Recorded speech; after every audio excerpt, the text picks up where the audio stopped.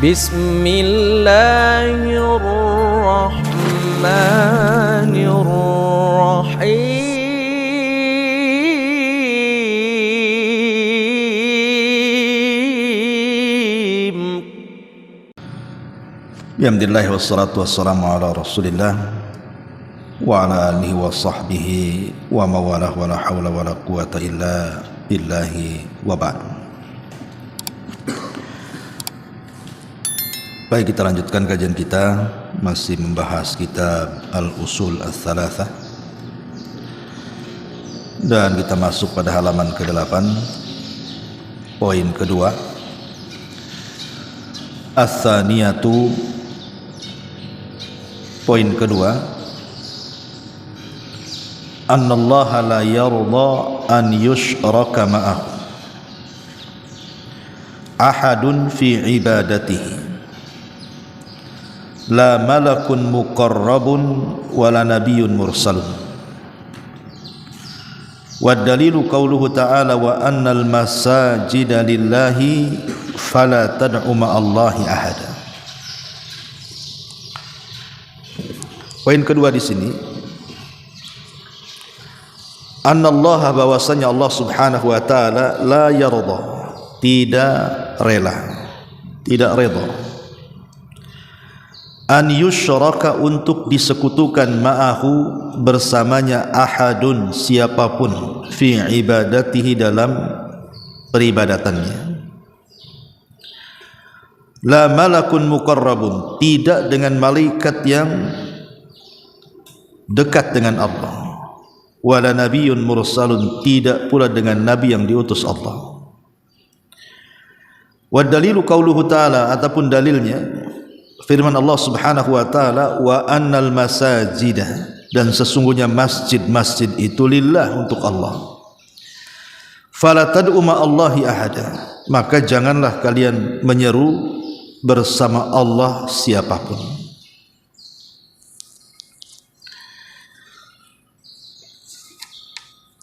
Pada minggu yang lalu, ketika kita menjelaskan poin yang pertama, bahwa Allah Subhanahu wa taala telah menciptakan kita, memberikan rizki kepada kita, dan tidak meninggalkan kita sia-sia. Bukti bahwa tidak meninggalkan kita sia-sia adalah dengan diutusnya Rasul kepada kita. Maka barang siapa yang mentaati Rasul, maka dia masuk surga, dan siapa yang bermaksiat kepada Rasul, dia masuk neraka. Maka poin yang kedua ini menjelaskan tentang lawan daripada tauhid. Apa itu? Kesyirikan. Bahwa Allah Subhanahu wa taala tidak rela untuk disekutukan. Dari sini kita tahu bahwa seagung-agungnya perintah adalah tauhid, dan sebahaya-bahaya larangan adalah syirik. Jadi tidak ada perintah yang lebih agung melebihi tauhid, dan tidak ada larangan yang lebih bahaya melebihi syirik. Kata mu'allif rahimahullahu ta'ala di sini, Allah tidak rela, Allah tidak redha untuk disekutukan dalam peribadatannya, tidak dengan malaikat, tidak juga dengan nabi. Kalau Allah Subhanahu wa taala tidak mau dibandingkan atau disekutukan dengan para malaikat, karena malaikat bagian daripada makhluknya, ataupun dengan nabi juga sama, dengan para nabi, karena para nabi juga termasuk makhluknya, makanya Allah dengan tegas, wa annal masajida lillahi fala tad'u ma'allahi ahada, dan masjid-masjid itu milik Allah, jangan berdoa bersama Allah siapapun. Kenapa di sini muallif hanya mencontohkan satu ibadah dalam suratul Jin ayat 18? Mencontohkan tentang doa. Bukankah kesyirikan itu bukan hanya di bab doa saja? Di bab nazar juga bisa syirik ketika bernazar kepada selain Allah. Kemudian juga di bab al-khauf war raja, ketika kita takut kepada selain Allah, mengharap kepada selain Allah, juga kesyirikan.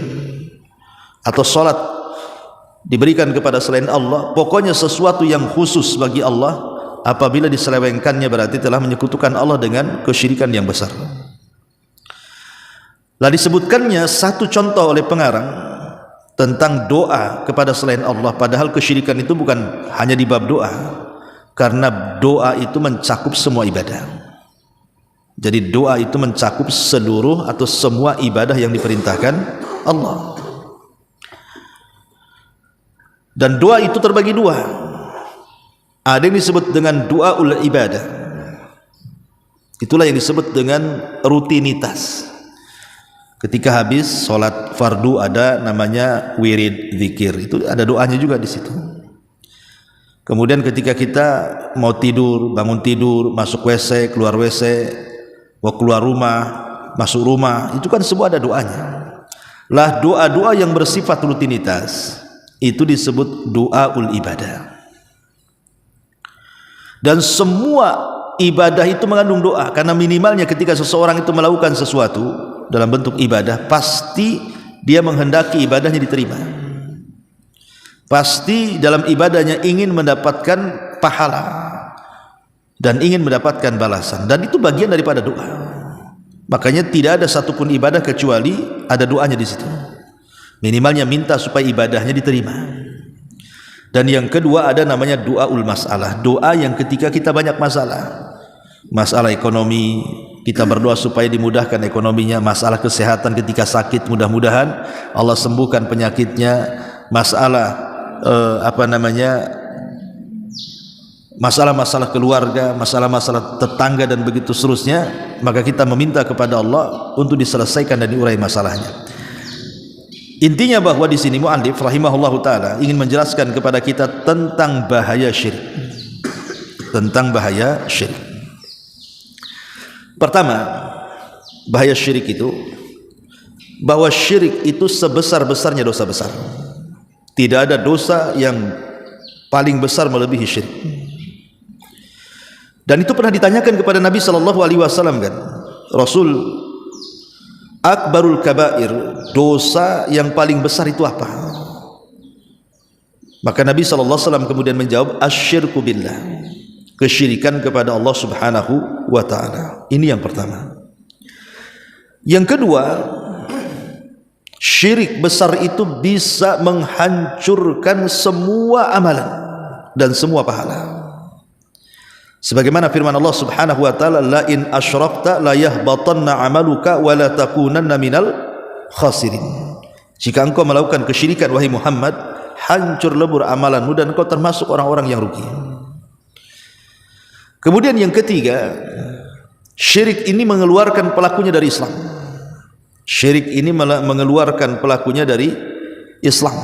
Jadi kalau orang terjerumus kepada syirkul akbar, maka dia secara otomatis keluar dari Islam.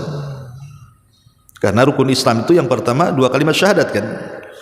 Kalau sampai kemudian dia melakukan kesyirikan, berarti membatalkan rukun Islam yang pertama. Makanya orang yang melakukan kesyirikan dipastikan keluar dari agamanya, sadar ataupun tidak. Kemudian yang keempat, orang-orang yang melakukan kesyirikan itu, maka kalau dia dimasukkan ke dalam neraka, maka akan dikekalkan di dalamnya. Allah mengatakan, la in asyrakta wa man yusyrik, gimana ayatnya itu? Faqad habita amaluhu wa huwa gimana, lupa saya ayatnya. Tapi yang jelas bahwa orang-orang yang masuk ke dalam neraka dan dia mati dalam kondisi syirik, maka dia akan dikekalkan di dalamnya. Wa man yusyrik billahi faqad harramallahu alaihi aljannah wa ma'wahumun nar wa ma lidh-dhalimin min ansar. Jadi barang siapa yang melakukan kesyirikan maka diharamkan masuk surga. Ketika Allah katakan diharamkan masuk surga, berarti tempatnya di neraka. Dan selamanya dia akan dikekalkan di situ dan tidak akan pernah keluar dari neraka. Itu orang yang melakukan kesyirikan. Dan banyak lagi tentang bahaya syirik, itu yang paling besar, merupakan dosa yang paling besar, kemudian menggugurkan semua amalan, kemudian dikeluarkan dari Islam, dan kalau masuk neraka dikekalkan dan tidak akan pernah keluar. Pertanyaan pun muncul, kenapa terjadi kesyirikan dan kapan terjadinya? Kalau kita melihat sejarah, dari zaman Adam alaihi salam ke zaman Nuh itu belum terjadi kesyirikan. Dari zaman Adam ke zaman Nabi Nuh itu belum terjadi kesyirikan, dan waktunya, kurun waktunya itu asyara kurun, 10 abad. Berarti 1 abad itu 100 tahun. Berarti kalau 10 abad 1000 tahun. Jadi jarak Nabi Adam ke Nuh itu 1000 tahun. Itu tidak ada kesyirikan. Pembunuhan ada, Qabil membunuh Habil. Perzinahan, musik dan yang semacamnya itu ada di zaman Nabi Sith. Tetapi kesyirikan tidak ada. Betul-betul mereka itu masih menyembah Allah Subhanahu wa taala. Baru terjadinya kesyirikan pertama di dunia ini di zaman Nabi Nuh. Jadi zaman Nabi Nuh itu ada sebuah kaum yang mereka sangat mencintai orang-orang soleh.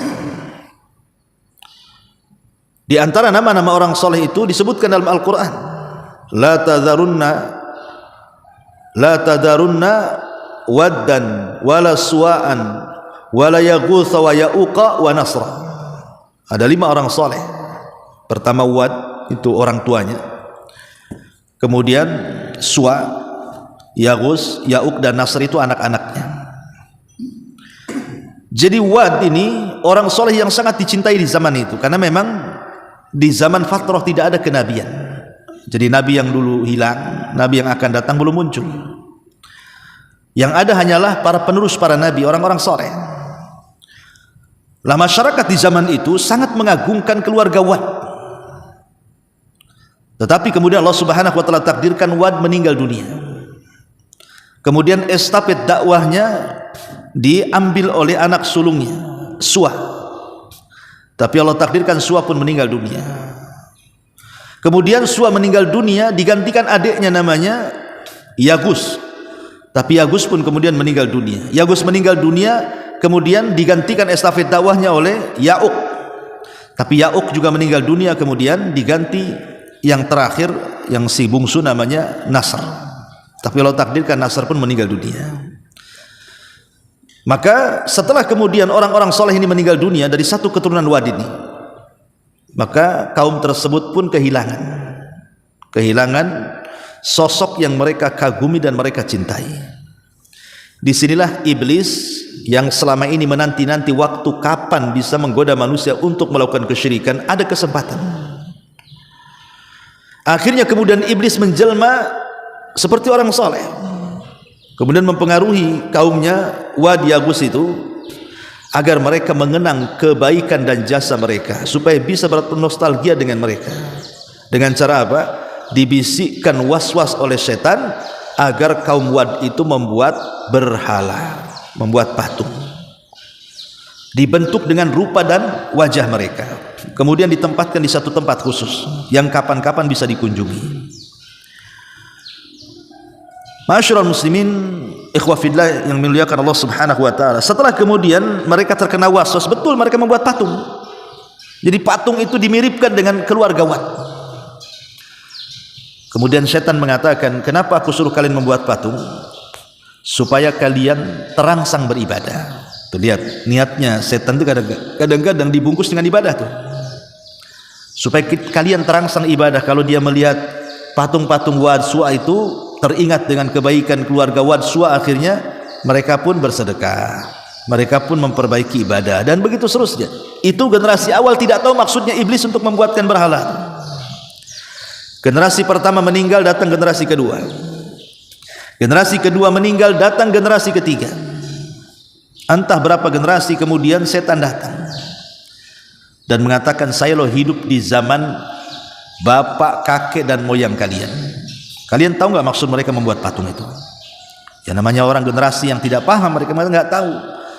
Maka setan pun mengajarkan syirkul wasilah, syirik menggunakan wasilah. Apa itu? Menyembah Allah lewat perantara patung-patung itu. Ma na'buduhum illa liyuqarribuna ilallahi zulfa. Kami tidak menyembah mereka, kami tidak menyembah Allah kecuali lewat mereka. Maksudnya lewat orang-orang yang sudah mati, supaya bisa mendekatkan diri kepada Allah sedekat-dekatnya. Berhasil. Akhirnya kemudian generasi itu mulailah mereka menyembah berhala. Pada awalnya tidak menyembah berhala, ya menjadikan berhala itu sebab untuk menyampaikan tujuan mereka kepada Allah, tapi lama-lama disembah. Begitulah kesyirikan. Ya tentu iblis sangat bahagia karena selama ini belum ada anak turunan Adam yang bisa disesatkan sampai ke taraf syirik kecuali di zaman Wad. Mulailah tersebar kesyirikan di mana-mana. Orang banyak menyembah berhala. Disinilah Allah utus Nuh alaihi salatu wassalam untuk memberantas mereka semuanya. Tapi apa yang terjadi? Siang malam Nuh berdakwah pun tidak diterima dakwahnya. Malah Nuh kemudian diusir dan akan dibunuh. Sampai pada waktunya Allah subhanahu wa ta'ala kirimkan azab dalam bentuk hujan deras sehingga menjadi banjir bandang diiringi dengan tufan dan melulantakkan semua umat manusia kecuali yang hidup di perahunya Nabi Nuh alaihi salatu wassalam. Itu secara sejarah. Terjadinya syirik itu kapan? Di zaman Nabi Nuh. Tapi syaitan tidak puas sampai di sini. Iblis tidak akan puas. Dia akan mengembangkan produk syirik itu macam-macam. Di zaman Nabi Nuh kesyirikannya cuma syirkul wasilah saja kan, mendekatkan diri kepada Allah lewat kuburan orang soleh. Tapi setelah berlalunya waktu, zaman masuk ke zaman Ibrahim. Apa yang terjadi? Di zaman Nabi Ibrahim macam-macam kesyirikan ada. Mulai menyembah bintang, mulai menyembah matahari, mulai menyembah bulan, mulai menyembah berhala, sampai kepada menyembah manusia. Siapa? Namrud. Namrud merasa dirinya Tuhan, sehingga dia mengatakan ana uhyi wa umit, saya bisa menghidupkan dan mematikan gitu. Dia merasa dia sanggup menghidupkan dan mematikan, padahal dia tidak sanggup. Kemudian dia mencontohkan kalau dia sanggup mematikan dan menghidupkan seseorang, dipanggilnya 2 tahanan dari penjara. Kemudian kata Namrud, bunuh yang ini, lepaskan yang ini katanya. Lihat, aku bisa mematikan dan bisa menghidupkan gitu. Yang satu ku bunuh mati, yang satu ku biarkan dia hidup. Berarti aku bisa menghidupkan dan mematikan. Kan bukan itu sebenarnya, menghidupkan matikan itu bunuh dulu baru hidupkan, maksudnya kan kita gitu. Tapi Namrud enggak. Ya tentu dalam rangka mengejek Nabi Musa alaihi salam, mengejek Nabi Ibrahim alaihi salatu wassalam. Maka Ibrahim cerdas, dia tidak melanjutkan kata-kata itu, tapi dia membuat tema baru. Karena masalah yang pertama urusan darah bahaya, maka dia pun membuat tema baru. Baik, Rabbku menjalankan matahari dari arah timur, kemudian dia terbenam ke arah barat. Sekarang wahai Namrud, lakukan seperti itu, balik matahari kalau kau sanggup. Wa buhital ladzi kafar, maka orang kafir pun terdiam. Lah hilang masa Ibrahim alaihi salatu wassalam sampai ke masa jahiliyah, mendekati Nabi kita Muhammad sallallahu alaihi wasallam. Apa yang terjadi? Kesyirikan makin merajalela, merebak di mana-mana, sampai diutusnya Nabi sallallahu alaihi wasallam untuk memberantas kesyirikan. Diturunkannya Al-Quran juga untuk memberantas kesyirikan, karena dosa syirik itu dosa yang paling bahaya, dosa yang tidak akan pernah diampuni selamanya sampai dia bertobat kepada Allah subhanahu wa ta'ala. Maka di sini Allah tidak akan redha selamanya an yushraka ma'ahu ahadun fi ibadatihi, untuk disekutukan bersamanya siapapun dalam peribadatannya, tidak dengan malaikat yang mendekatkan diri kepada Allah, tidak pula dengan nabi yang diutus oleh Allah subhanahu wa ta'ala. Karena di zaman jahiliyah, orang-orang jahiliyah menganggap malaikat itu banatullah, anak-anak putri Allah. Jadi kalau Yahudi menganggap Uzair anak Allah, Nasrani mengatakan Isa anak Allah, orang musyrik Arab mengatakan malaikat putri Allah. Dan mereka telah berdosa dengan kata-katanya. Laqad kafara alladziina qalu innallaha tsalitsu tsalatsa. Sungguh telah kafir orang yang mengatakan Allah satu di antara 3. Dan itu akidahnya orang-orang Nasrani, kan itu ya. Nah di sini Nabi SAW, Allah Subhanahu wa taala berfirman, wa annal masajida lillah fala tad'u ma'allahi ahada. Di zaman Rasul kesyirikan mulai berkembang juga kan. Bagaimana syirik itu sampai kepada masalah tangkal, jimat-jimat, diyakini ini itu kan. Seperti hadis Imran ibn Husain ketika ada seorang laki-laki memakai gelang. Kata Rasul, apa gelang apa itu? Ini dari kuningan wahai Rasul. Kata Rasul, untuk apa? Oh, saya ini punya penyakit lemah, biar kuat saya pakai ini gelang ini. Kata Rasul, buang gelang itu. Inzi'ha fa innaha la taziduka illa wahnan. Buang gelang itu karena tidak akan menambah kepadamu kecuali kelemahan. Wa imitta wa hiya 'alaika ma aflahta abada. Kalau engkau mati dan gelang itu masih ada di tanganmu, maka engkau tidak akan beruntung selamanya. Artinya apa? Di zaman Rasul mulai berkembang kesyirikan. mulai masuk ke tangkal-tangkal, ke jimat-jimat, ke klinik-klinikan. Di zaman sekarang meningkat kesyirikan sampai tingkat menyembah uang, menyembah dinar, menyembah dirham, menyembah busana, dan begitu terus. Jadi kesyirikan itu mudah menyebar dan akan terus menyebar. Dan Nabi SAW pernah mengatakan, nanti di akhir zaman umatnya akan bergabung dengan orang-orang musyrik. La taqumus sa'ah, ya, tidak akan tegak hari kiamat sampai ada sebuah kaum dari kalangan kaum muslimin mereka bergabung dengan orang-orang musyrik. Dan sekaranglah zamannya di mana yang melakukan kesyirikan itu justru orang yang mengaku dirinya muslim. Yang menjadi dukun KTP-nya muslim, yang datang ke dukun KTP-nya muslim. Ya, yang jual jimat juga KTP-nya muslim, yang beli jimat juga KTP-nya muslim. Yang dikubur di kuburan seorang muslim, yang datang meminta-minta kuburan juga seorang muslim. Jadi apa bedanya? Bahkan kesyirikan di zaman sekarang lebih parah dibandingkan kesyirikan di zaman dulu, seperti yang sudah kita pelajari dalam kitab Waidul Arba kan. Nah, di sini hanya menekankan dalam kitab Ushul Tsalatsa bahwa Allah tidak redha untuk disekutukan dengan siapapun, tidak dengan malaikat, tidak dengan nabi, apalagi orang-orang yang dianggap wali, apalagi tidak jelas kewaliannya, tentu lebih parah lagi.